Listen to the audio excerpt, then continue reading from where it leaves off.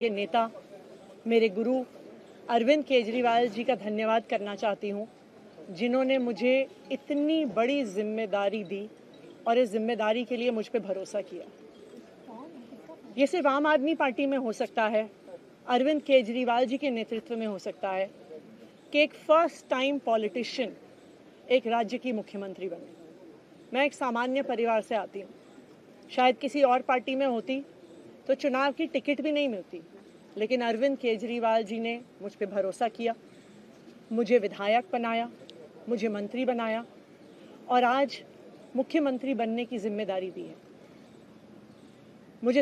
मैं खुश हूँ कि अरविंद केजरीवाल जी ने मुझ पे इतना भरोसा किया है, लेकिन जितना सुख आज मेरे मन में है, आज उससे बहुत ज़्यादा दुख भी मेरे मन में है।